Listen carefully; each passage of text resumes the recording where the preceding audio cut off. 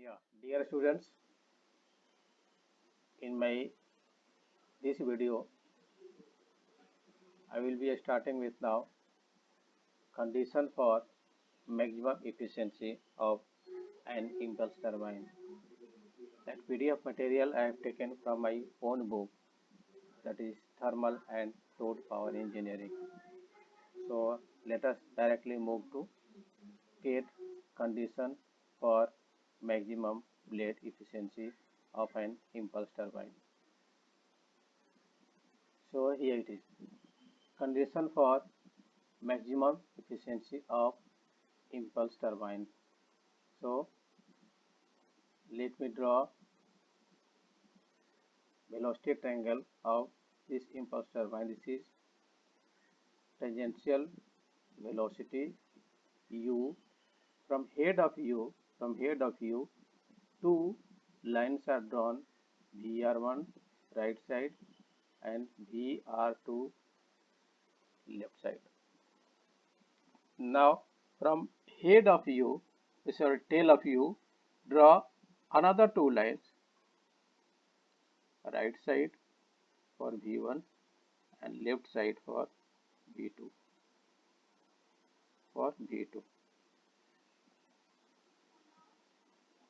Let us draw another line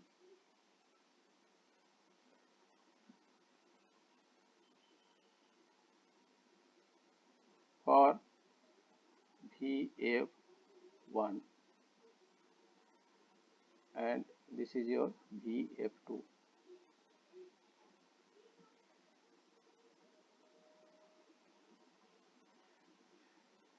As you know, component of V1, that is VW1 from here to here. This is your VW1 component, that is this is your alpha 1. First starting with from right side, draw beta 1, beta 2, alpha 1 and here it is your alpha 2. So velocity triangle completed. First component of V1 is your VW1, that is your V1 cos alpha 1. This VWF1 is your V1 sin alpha 1. Likewise, component of this V2 line, this one V2, this component is your VW2 and VF2 is this value is your V2 sin alpha 2. Right, now efficiency value in previous video already I have shown, that is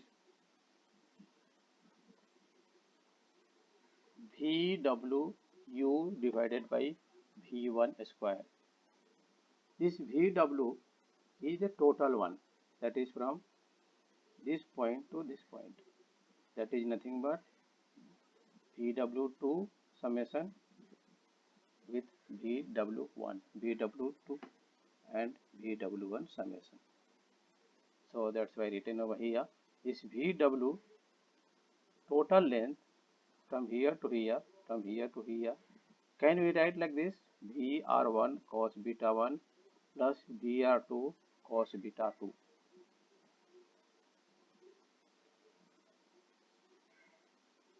Yes, VR1 cos beta 1. This is VR1, this is your VR1 line. So VR1 cos beta 1 from here to here, VR1 cos beta 1, right? And VR2 cos beta 2. This is your VR2 line, VR2 cos beta 2. This is your beta 2. So VR2 cos beta 2 from here to here, So right. So for writing this total length, we can write we can write first from here to here as a VR1 cos beta 1, and then from here to here VR2 cos beta 2, right? So this total VW can be written like this.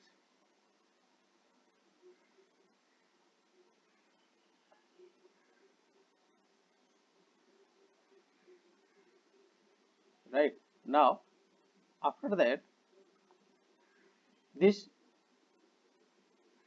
two, yes, so this blade efficiency we can write this 2 VWU upon V1 square.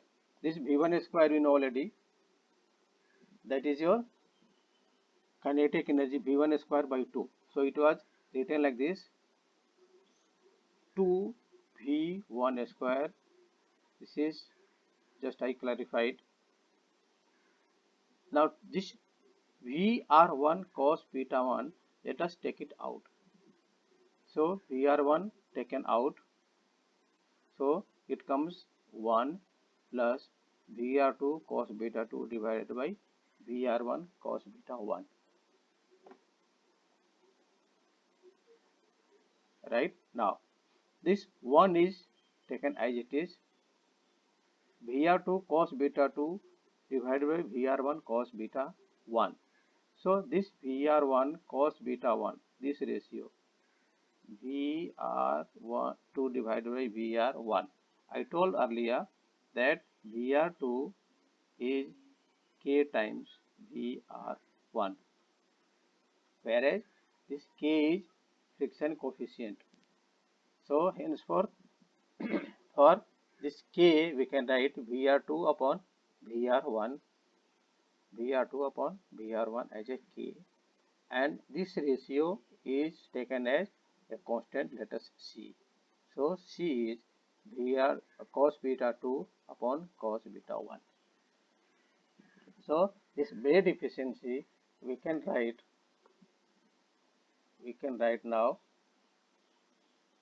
like this 2 2u 2u is V1 square, right, and 1 plus Kc already copied, 1 plus Kc already copied.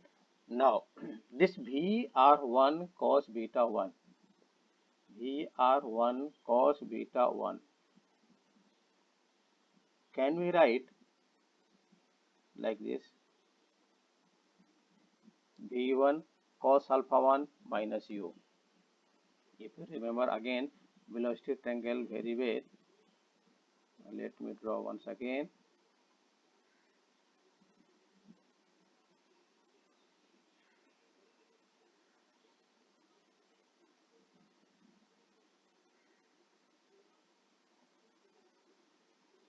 This was your VR1, this is your V1, VR2.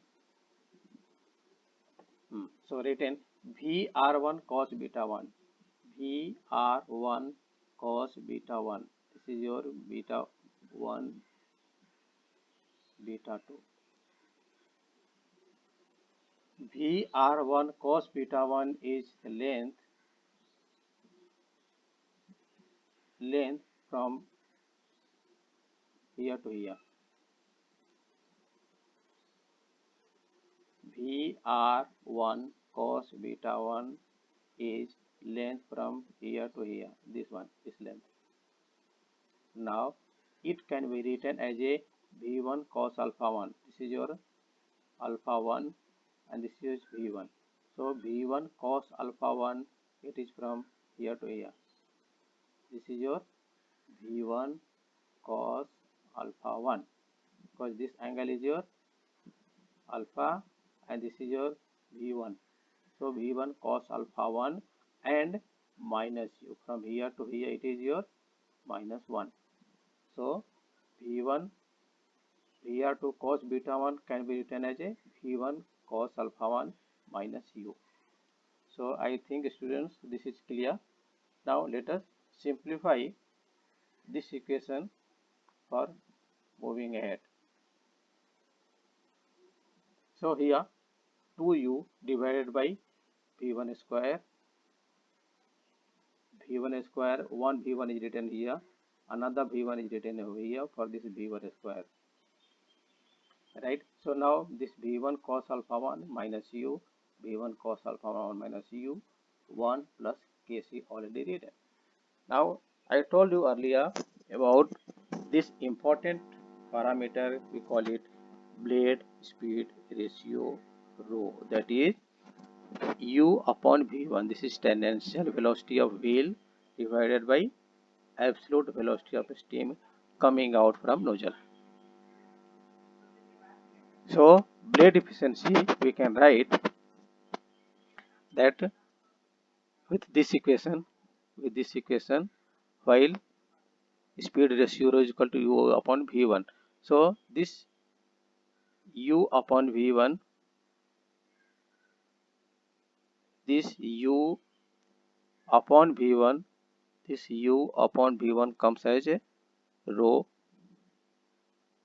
v1 cos alpha 1, this v1 divided by v1 cancel. So cos alpha 1 minus again u divided by this v1, it comes rho, and then 1 upon kc is copied over here. So we can write 2 rho cos alpha 1 minus this rho is multiplied over here, so it comes rho square and 1 plus kc.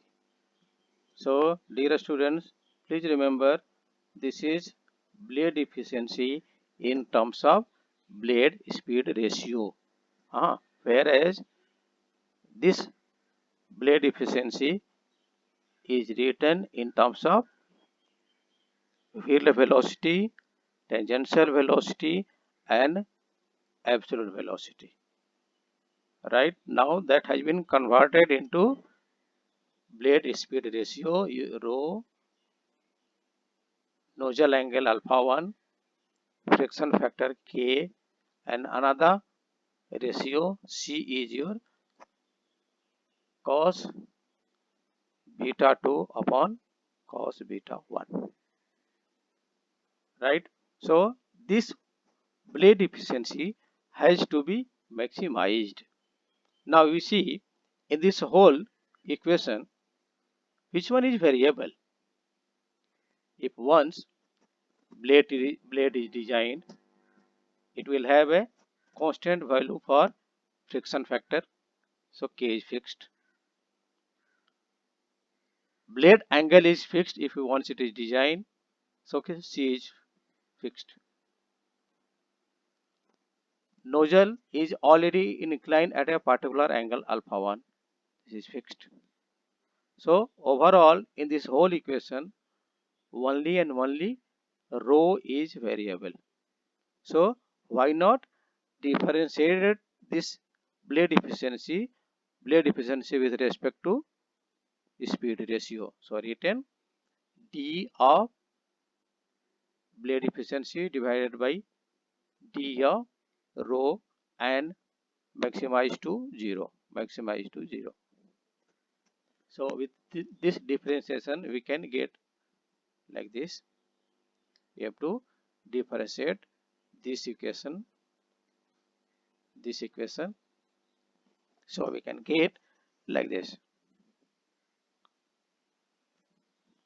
right? 2 cos alpha 1 minus rho square, it comes as a 2 rho, and 1 plus kc constant, that is your 0, right? So simplify it, cos alpha 1 minus 2 rho 0, because this one and this one constant, so we can write cos alpha 1 minus 2 rho is equal to 0, or rho is equal to cos alpha 1 divided by 2. Dear students, I request you, please remember this is the condition to get maximum efficiency of a impulse turbine, maximum blade efficiency we call it. So that's why written maximum blade efficiency is determined by putting this value of rho in this equation. So let us put this value to get this maximum efficiency.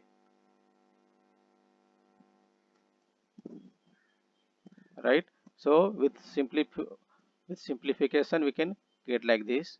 Now if let us think about this K and C.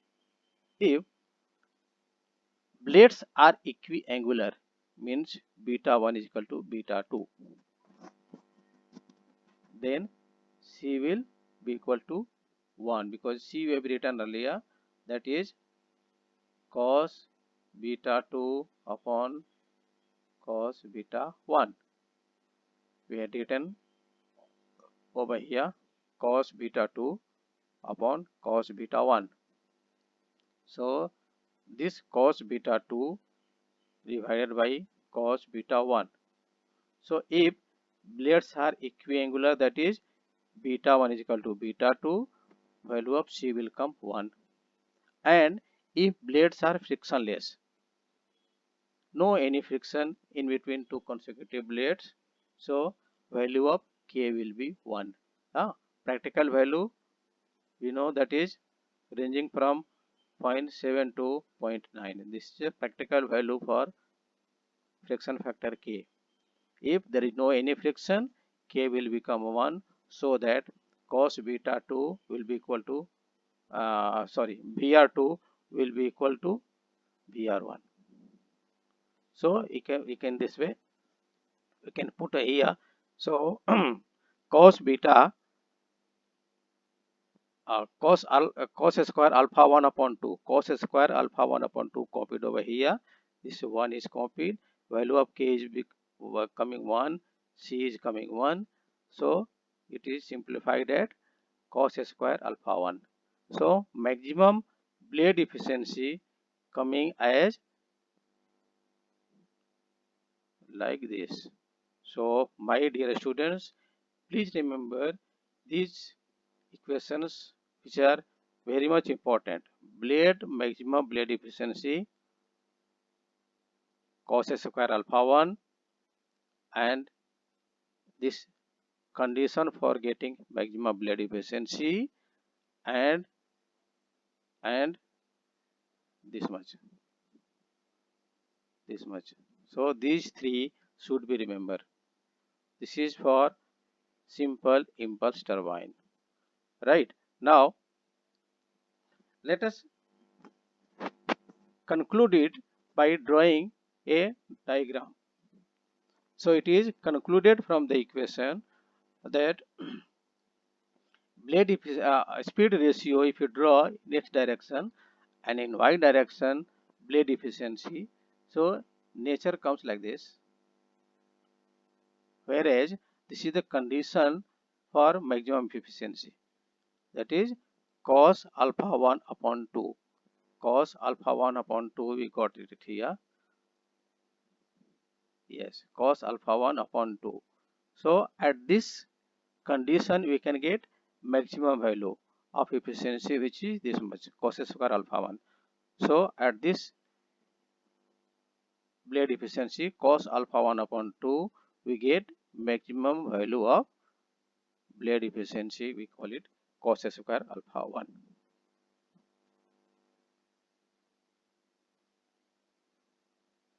Right? Now dear students, velocity diagram for velocity compounded impulse turbine also it is drawn. In the same fashion, only we have to remember arrangement of moving blade, fixed blade and nozzle also. So moving blade, fixed blade, moving blade. Right? I am directly going to now velocity triangle for a reaction turbine.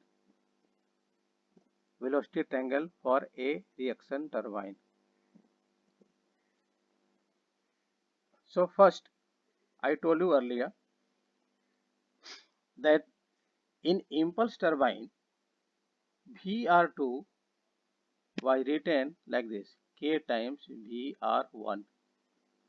But in reaction turbine, since we have a arrangement for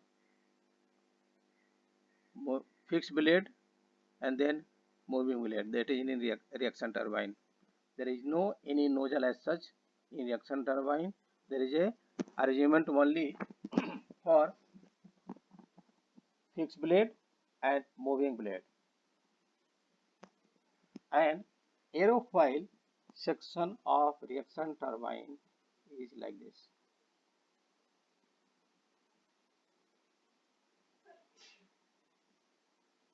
Is like this. This is for blade profile. If we look at critically, that is gap between two consecutive blades, steam moves from this direction and goes out in this way. If we look at this gap keeps on decreasing. This gap keeps on decreasing whether it is fixed blade or moving blade of a reaction turbine.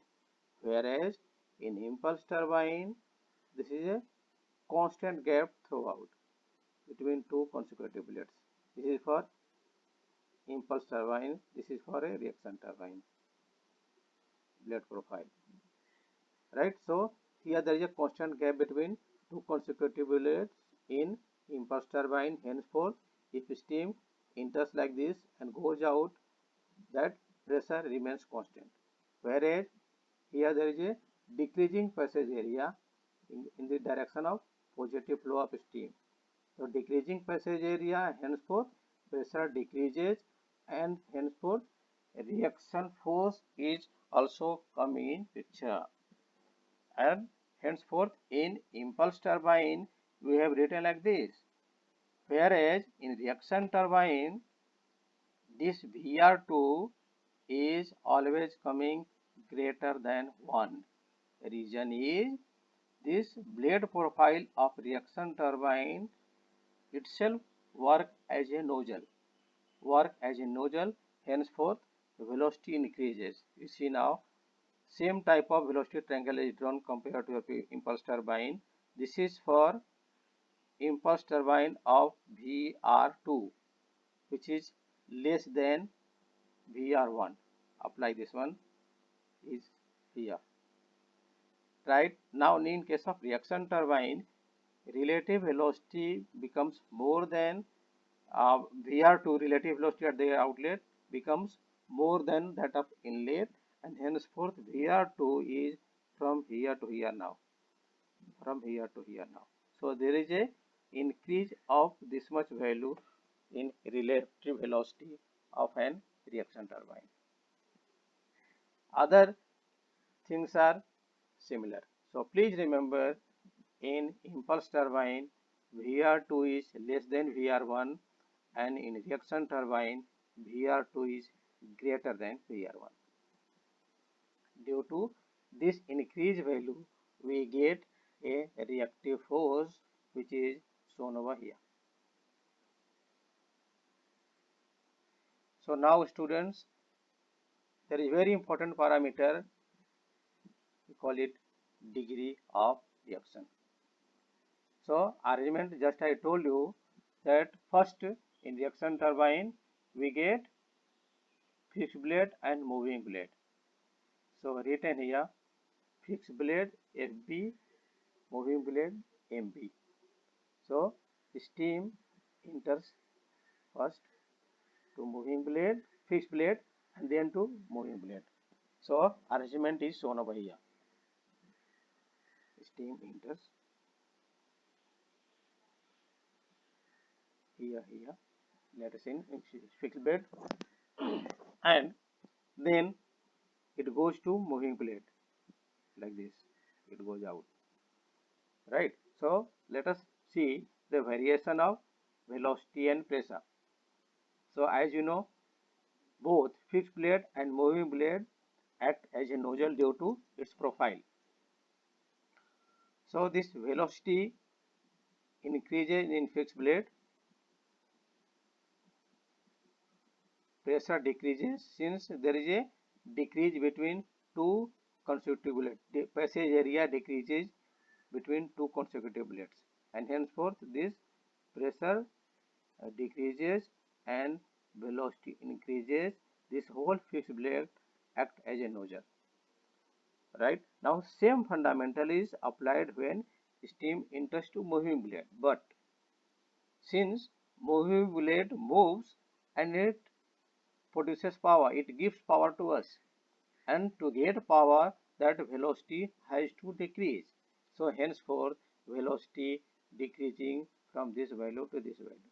Since we get work from moving blade, henceforth velocity decreasing, and due to blade profile, pressure always decreasing, pressure always decreasing. So I think so it would be clear to you. So now this degree of reaction is nothing but enthalpy drop, enthalpy drop in moving blade. Somewhere this degree of reaction is written like this also, degree of reaction DOR, or simply you can write R as well. So enthalpy drop in moving blade divided by enthalpy drop in the stage. Stage in the sense this total is your from here to here, this is your total stage.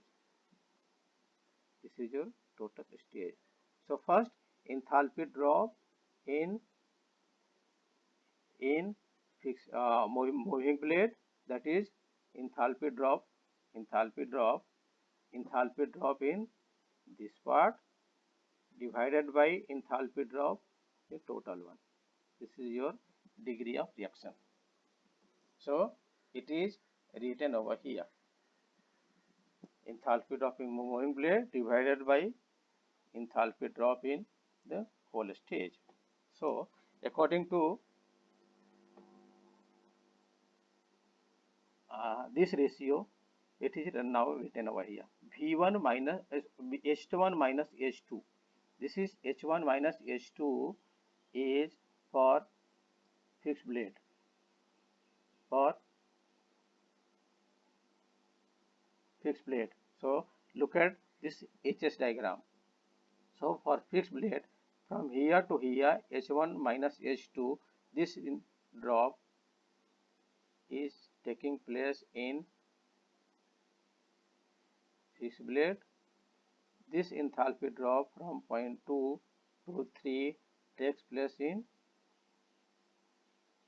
moving blade, right? So we should write H1 minus H2, that is V1 square minus V2 square divided by 2 by applying steady flow energy equation of the fixed bed, with the assumption that the velocity of steam entering the fixed blade is equal to the absolute velocity of steam leaving the previous row.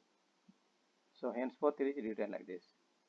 Similarly, for next moving blade, since due to this relative velocity we get work, I told you just now that always VR2 is greater than VR1. So enthalpy drop we get in moving blade, that is H2 minus H3. So it is written in this way. Right. Now very important one, dear students, that in reaction turbine, please remember always, all of you, V1 is equal to VR2 and V2 is equal to VR1. So applying these two, right, to these two equations,